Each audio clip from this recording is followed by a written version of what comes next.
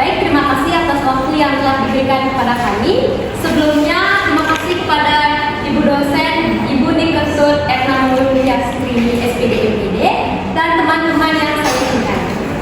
Nah, pada kesempatan hari ini, kami di sini dari kelompok 14 akan mempresentasikan materi dari pengimplementasian pembelajaran IPA di SD. Nah, sebelum lanjut, izinkan kami memperkenalkan diri terlebih dahulu. Perkenalkan, nama saya Samayu Sri Sejawati sebagai moderator. Dan nama saya Kamal Santa. Baik, untuk mengefisienkan waktu, tanpa berlama-lama, langsung saja lanjut ke materi.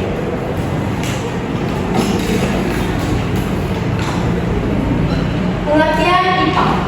Pendidikan IPA merupakan usaha atau proses mendidik peserta didik, hakikat ilmu pengetahuan yang meliputi produk, teknik, membentuk pola pikir ilmiah, dan sadar akan nilai-nilai yang berlaku. Nah, pembelajaran ilmu pengetahuan alam atau yang disebut dengan IPA bertujuan untuk mengarahkan peserta didik ke bidang hakikat sains yang mencakup komponen-komponen sebagai berikut, yakni produk, prosedur, dan pembangunan perilaku yang ilmiah, serta menyadari nilai-nilai yang terdapat pada masyarakat guna mengembangkan perilaku pelaksanaan pembelajaran ilmu pengetahuan alam yang positif. Ini menurut Pamungkas pada tahun 2017. Nah, proses pembelajaran IPA bukan sekedar mentransfer pengetahuan dari guru ke siswa, tetapi berlangsung secara alamiah untuk membantu atau membentuk kegiatan siswa bekerja dan mengalaminya, lebih mementingkan strategi daripada hasil pembelajaran. Nah, siswa didorong untuk mengerti apa arti belajar, apa manfaat belajar, dan bagaimana mencapainya. Nah, dengan demikian, mereka memposisikan diri sebagai pihak yang membutuhkan bekal hidup untuk di masa depan.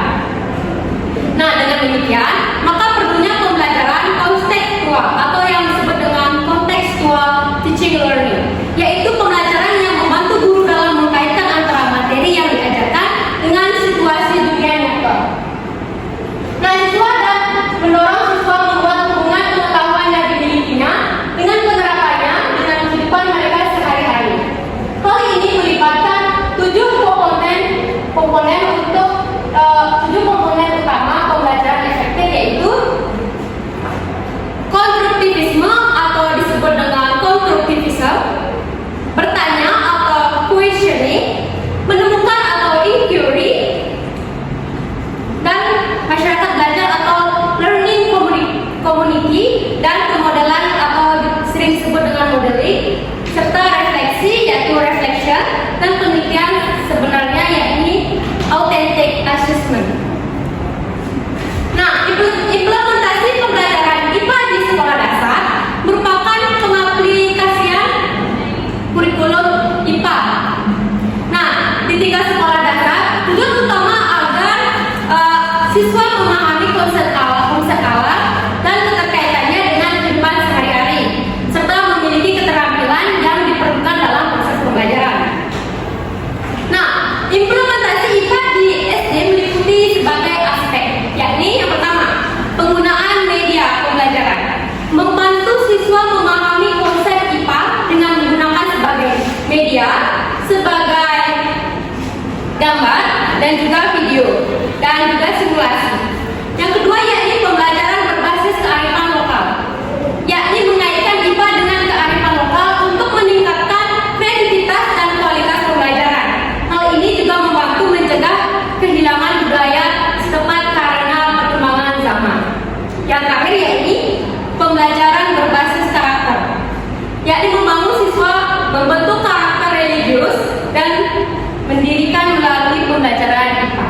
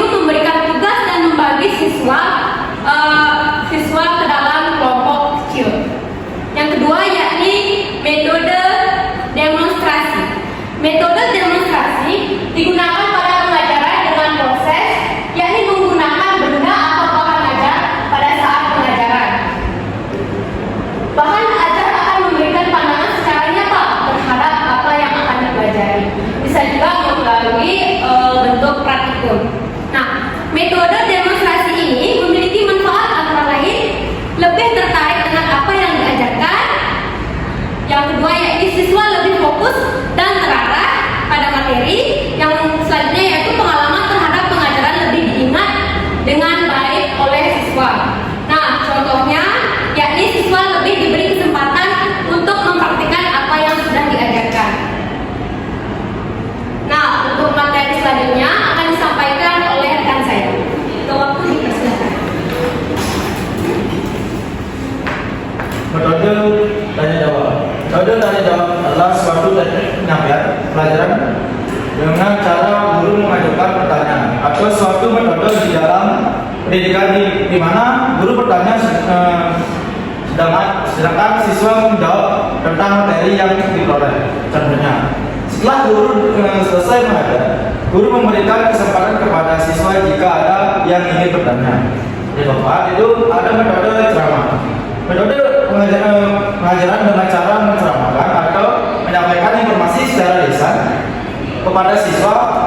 Metode ini merupakan metode yang paling praktis dan ekonomis, tidak membutuhkan banyak alat bantu. Metode ini mampu digunakan untuk mengatasi kelangkaan literatur atau sumber rujuk informasi karena daya beli siswa yang di luar terdampak. Contohnya, guru hanya menjelaskan materi kepada siswa.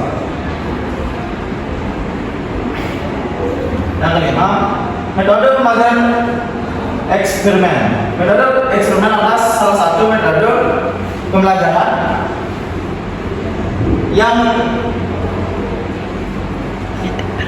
mematikan berkata pada aktivitas peserta didik melakukan percobaan dan membuktikan sendiri proses dan hasil percobaan sehingga guru hanya bertindak sebagai pembimbingan. Contohnya, guru memberikan praktek pada siswa agar tidak pengetahuan supaya sampai di mana pemahaman siswa terdapat materi yang sudah diajarkan. Karena metode studi, guru mengajar siswanya untuk belajar sehingga metode kegiatan belajar mengajar atau KBM dapat dijalankan dengan baik karena adanya stimulus dan respon antara guru dan siswa. Contohnya, guru memberikan pelajaran setiap hari dan diikuti oleh peserta didik yang ada. Yang ketujuh, ada metode pelajaran realitasi. Metode realitasi itu merupakan metode mengajar dengan siswa.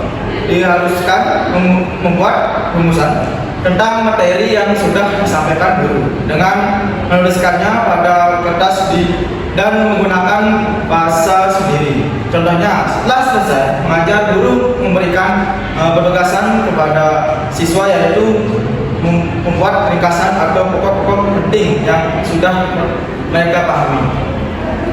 Contoh pengimplementasi pelajaran IPA SD kelas 4. Pokok bahasan alat darat dan fungsinya. Metode belajar yang menggunakan metode ceramah. Proses pengajarannya agar pengajar menarik serta merangsang minat siswa untuk belajar, maksimalkan penggunaan alat bantu mengajar atau media. Yang kedua itu sungguhkan secara detail alat-alat indera atau indera penglihatan, mendengar, mengecap dan meraba dan membau. Ketiga, jika sudah paham, mulailah menjelaskan mekanisme kerja dari masing-masing alat indera. Keenam, di akhir pelajaran dilakukan relasi untuk konsep-konsep yang penting atau konsep-konsep yang menurut pikiran kita sulit dipahami. Keenam, berikan juga latihan untuk pelajaran pemahaman. Evaluasi terhadap metode yang digunakan.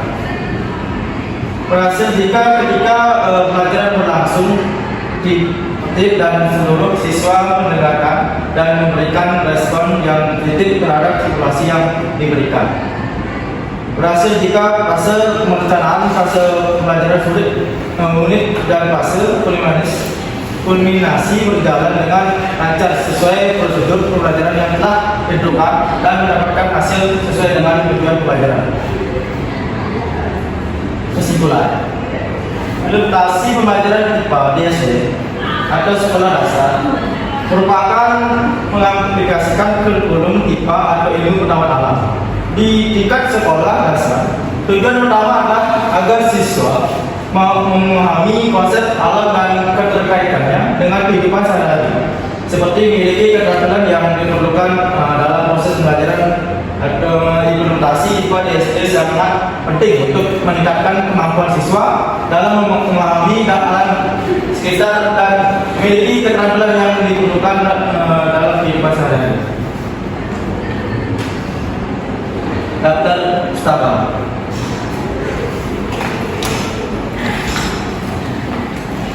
Baik, sekian dari pemaparan materi dari kami. Apabila ada perbuatan dan kata yang kami perbuat, saya mohon minta maaf sebesar-besarnya. Untuk akhir kata, saya tutup dengan para pesan. Om Santi Santi